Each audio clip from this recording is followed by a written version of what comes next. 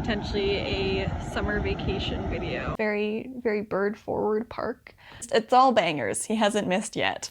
No one needs to read Bridgerton anymore. Hey friends, it's Sarah, and it is September, which means it's the end of summer, sadly. But I was super busy this summer. Over the course of 3 months, I read 60 books and I did some traveling, so I have a lot to share with y'all. I'm not going to talk about all 60 books, don't worry, but I thought I would talk about some of like my favorites and like least favorites of the summer and tell you about my travels.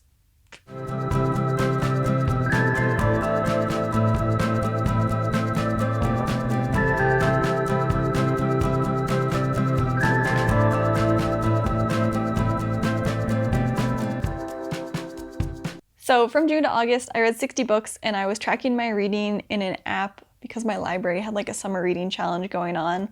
So I have some fun stats to share with you. So of the 60 books, 8 of them were manga or graphic novels, 8 of them were under 200 pages. But I also spent 147 hours and 25 minutes reading over the past 3 months. I read 17,792 pages, and based on that info, apparently I read 121 pages an hour, which I don't think is right because of like the short books and the graphic novels, so I don't think I'm quite that fast. I think I read about 100 pages an hour. So August was also the Magical Readathon, like autumn equinox, and for my career of alchemy, I had to read 14 books, and I ended up reading those 14 books, and then I read another 13 for quests. I read 27 books in August, which definitely helped inflate that 60 books over the past 3 months number. But I wanted to just mention a couple of like the best books that I read for the readathon. So first up, I have A Lady's Guide to Fortune Hunting by Sophie Irwin. So this follows Kitty, whose parents have died and she's left in charge of the family, and they are in incredible debt because of her father's gambling problems, I believe. And so she decides that she's gonna have to go and marry rich to be able to keep her and her siblings afloat. So she uses an aunt who lives in London and like thrusts herself into London society in search of a man wealthy enough to support her and her siblings. She like has like found a target, and then his older brother is like, I see what you're doing, and so tries to get in the way of that, and then they have like a really fun dynamic too. And I won't say much more than that, but it's really fun. It's the Regency romance that I really wanted from Bridgerton, but this is much better. It's got none of the iffy stuff. The writing is more interesting. The chemistry is a lot better in this.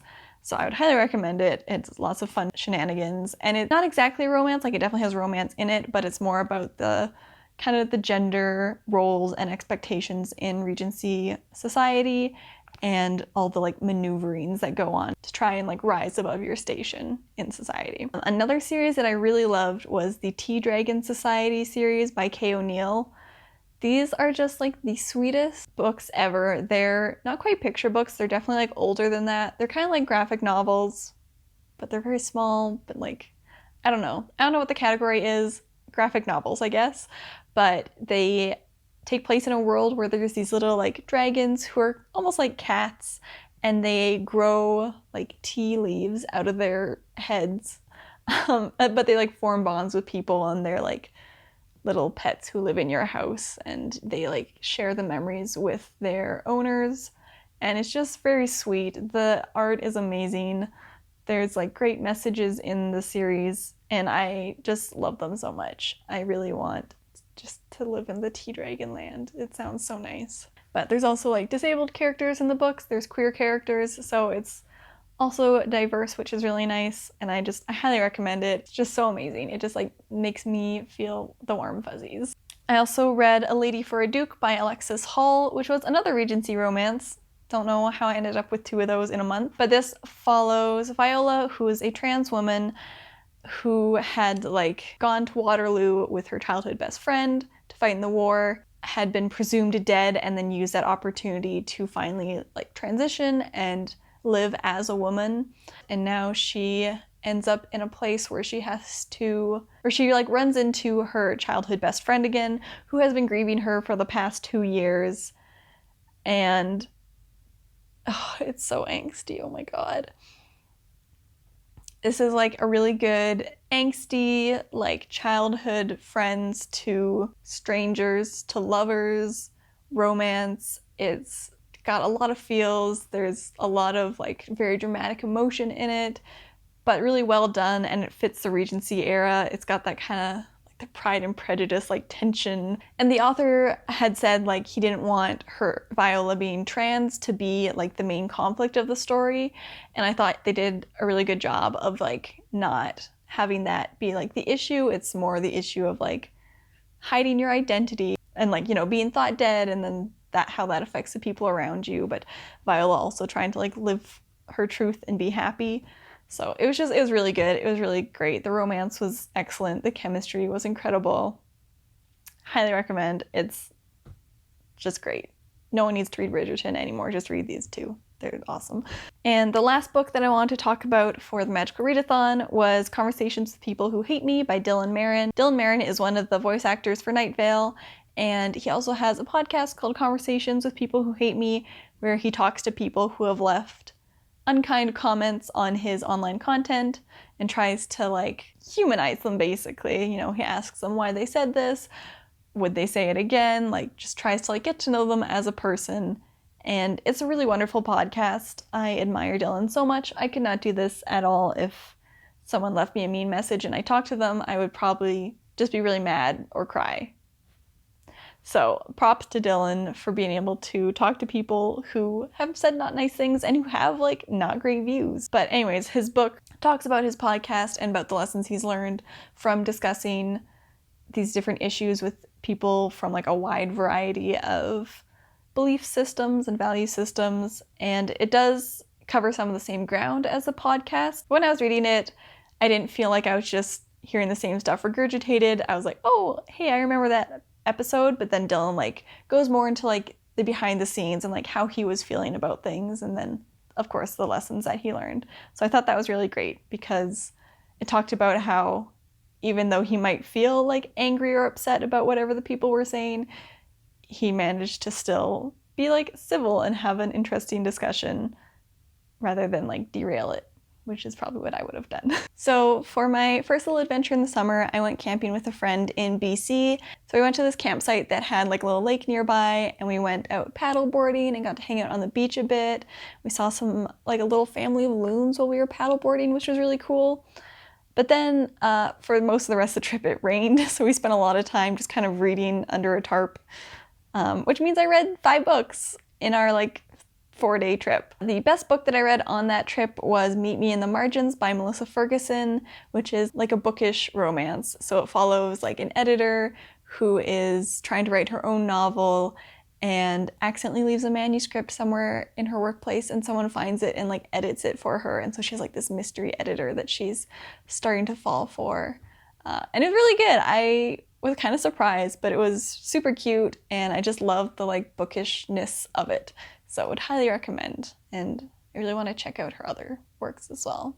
So I went to Edmonton Folk Festival with my boyfriend and a bunch of other friends, and that was 4 days of music in the 30-degree heat, which was a lot. The first 2 days were just kind of like the evening and nighttime shows, and then the Saturday, Sunday were full days.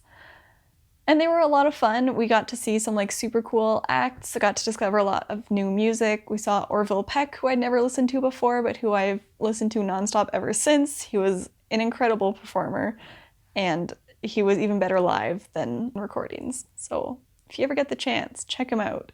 It's a grand old time.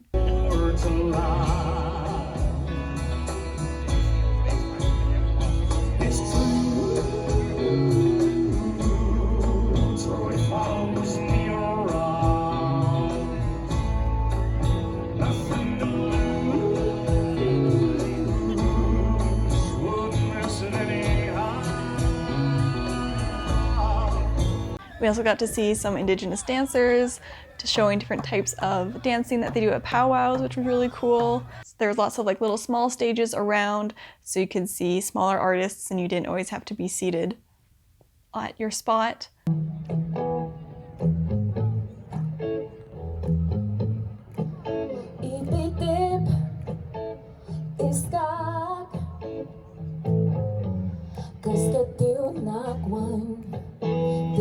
It's on a giant hill, so it's really great because it doesn't matter if you get there super early, you can always see like the main stage. However, it does mean that you spend most of your time planting your feet and trying not to slide down the hill into your neighbors in front of you. So it was a little bit of like a lower body workout, just trying to stay seated on the hill, but that's okay. Exercise is good. I also got to meet the lady who made my necklace that I wear all the time, and she was super lovely, and I bought a little like coffee spoon from her.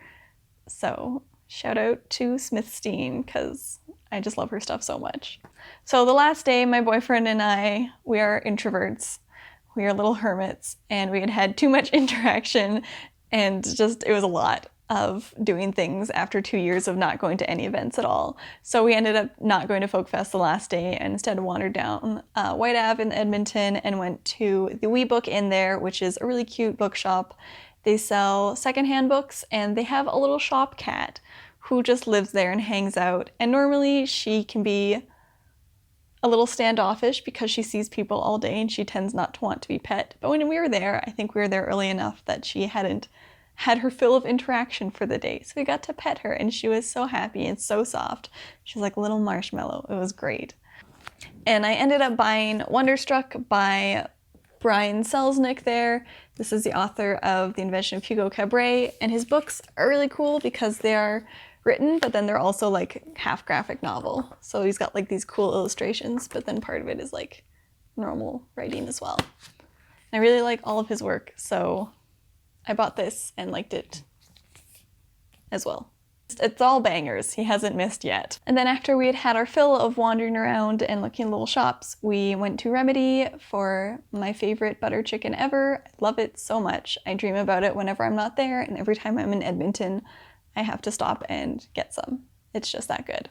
But we got some Remedy, and then we hit the road again, and we actually listened to Atomic Habits on the way to and from Edmonton. It was pretty good. It was a lot of things to think about, and I think I would definitely like to have a physical book to like look through the suggestions and the different like steps to take, because there's a lot of things that you could do, and it was hard to digest them all just like listening to it. But overall, fairly reasonable for a self-help book, because I tend not to enjoy them, but this one was all right. So my last and like biggest adventure was a road trip that I did with a couple of friends to British Columbia. It was 10 days long. It was a lot of driving. I drove down the Coquihalla, which is this horrifying road where you go 120 kilometers an hour. It's all a hill and there's insane curves. And then the people on the left-hand lane are going 140. Would not recommend. Go the long way. Freaking like go into the States if you have to avoid it. It was not good. Anyways, we started off by going to the Okanagan. We stayed with some friends and like their parents and went to this really cool orchard where they had animals that you could feed and you could buy like the produce from the farm. Then we had a beach day, which was super nice because it was like 30 something degrees Celsius. So we went to the beach to stand in the water because it was nice and cool. There were these ducks who were like not afraid of anyone and would like come up almost to your towel and like stare at you looking for food, which was very funny but kind of alarming too. I was like, I don't have food for you, please leave me alone. We then went to Vancouver Island and Victoria. We stopped in Sydney at the Haunted Bookshop, which was like this really cool used bookstore with lots of really old books, and they had all sorts of like old maps and like ephemera, like with little magazine articles and like notebooks and stuff from, I don't know, history, the past. There's just lots of really interesting things, and I spent a lot of time looking through that stuff rather than the books, and I didn't end up buying anything in it, but it was a really cool bookstore, and I think you could probably spend like a full day just looking at all the old maps and stuff they had there. But then we went to the Butchart Gardens, which were incredible, so beautiful. I'm so glad we went because we spent like a full afternoon just wandering through, and they have all these beautiful flowers and plants and the Japanese gardens, and it was just amazing. I love nature. It's so good. Yeah, I would love to go back to the gardens like in winter or something. I think that'd be really cool. Or even in the spring when the cherry blossoms are out. Excellent place. Then we went into like Victoria proper, and went to Monroe's Books, which was a bookstore started by Alice Munro, who was a very famous short story writer from somewhere in Canada. Probably BC, I'm guessing, since the bookshop's in Victoria. But it was in this beautiful building that looked almost like an old bank or something, and there was such a great selection of books. There was a really cool bargain section too that had a lot of fairly recent titles, like a lot of them were from the past year or so. I ended up picking up 2 books from there. So I got Ragged Company by Richard Wagamese, who is an Ojibwe author from Ontario. I really love Richard Wagamese's work. I read a bunch of his books and they're always excellent. He has such a way of making sympathetic characters, and then his books always have like really good messages in them too. I think I have a video about Indigenous books coming out soon, so I'll talk about this more in that video. I also ended up getting a blind date with a book, so this is what the front looked like. So it ended up being A Burning by Megha Majumdar. Sorry if I'm saying that wrong, I do not know. But this seems to follow 3 different characters in like modern day India who are all trying to rise in station in some way, and whose like lives end up being like entangled. One of them is accused of executing a terrorist attack. One of them has like hitched his wagon to a right-wing political party. And then the third one has like an alibi that can help the first girl. I don't know, it sounds very intriguing. It sounds like a really interesting like character study. I'm intrigued. After that, we walked down to Beacon Hill Park, where we saw some herons and a little duck family. There were little baby ducklings. They were so cute. There's also like peacocks wandering around. Very, very bird-forward park. But it was very beautiful. It reminded me a lot of like Central Park in New York.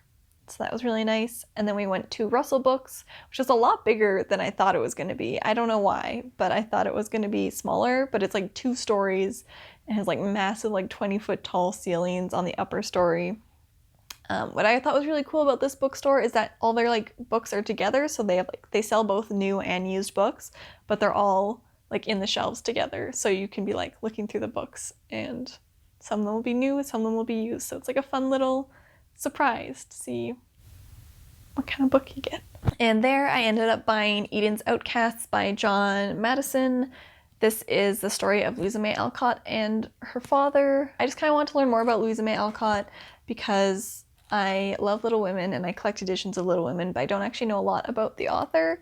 So I thought this would be an interesting start to learn more about her and her life. Then we went for a nice little walk up Christmas Hill with my friends who live in Victoria.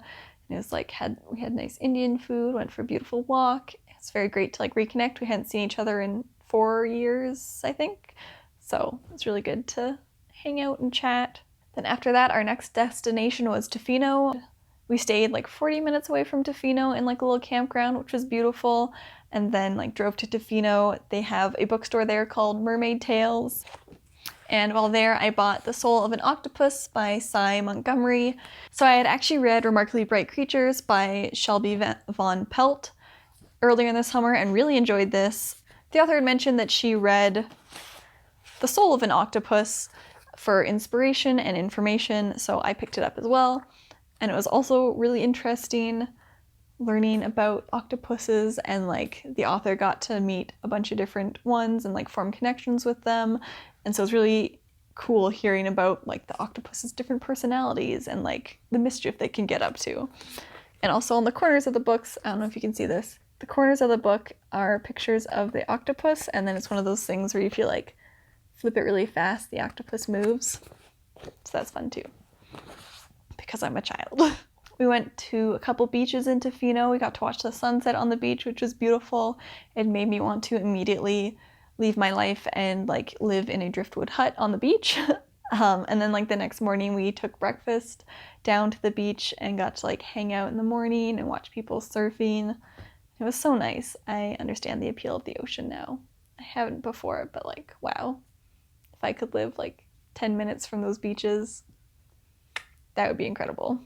After our time in Tofino, we went back to Nelson, where my friend has a house, and we just had like a really chill day because we'd been so busy for like the past week, and we just like hung out. We went to this French bakery and got some really good cheese sticks, and just like read outside on the deck all day. And the neighbor's cat came to hang out with us. Her name was Mila, and she was so sweet.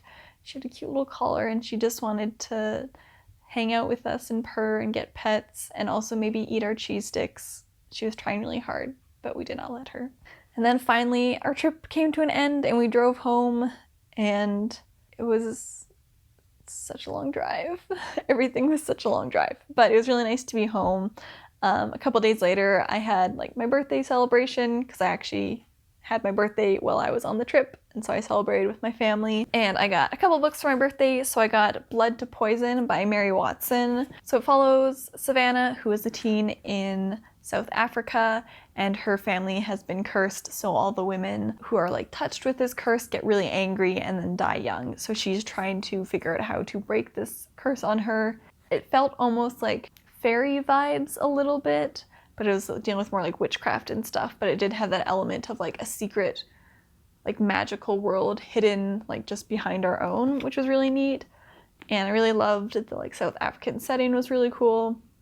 Just like look at that cover. It's amazing. It's beautiful. I really enjoyed this. This was a 4-star read for me. I also got On Board RMS Titanic by George Behe?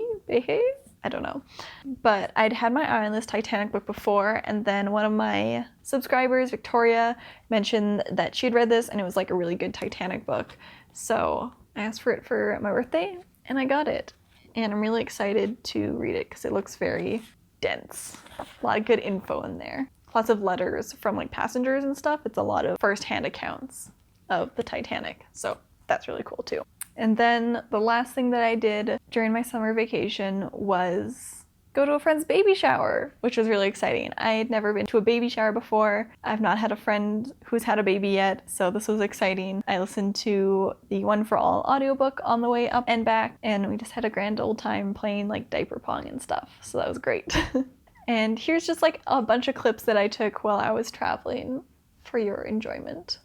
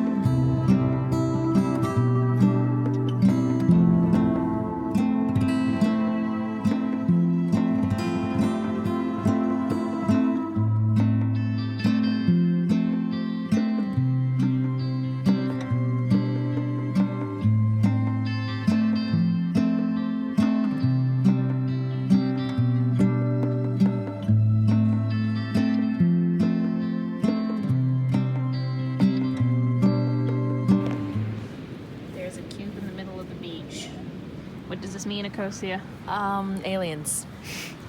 What does the strange cube on the beach mean, Sarah? Someone was having a campfire and chopping wood. That is much less fun. Why would you chop wood into a cube, Sarah? False. Lame. Be better. For the aesthetics. Obey the cube.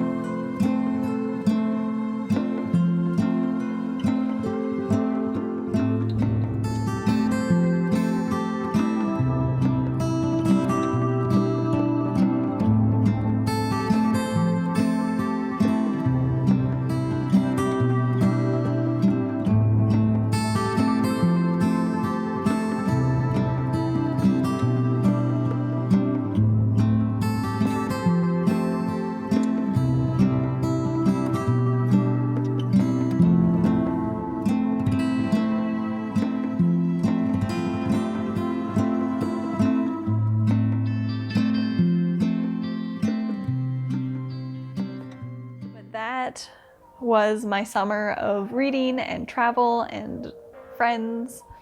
It was a lot of fun. It was very busy. I have forgotten how to do things since COVID, but I really enjoyed myself. Thank you so much for watching this video, and I hope that I'll see you next time. All kinds of musicians, lots of really cool music. I don't know how to talk about music. I'm a booktuber. And there was these like ducks who were not as scared. No, who were not as scared. Yeah, I don't know. I'm not sure. I don't know what this is about.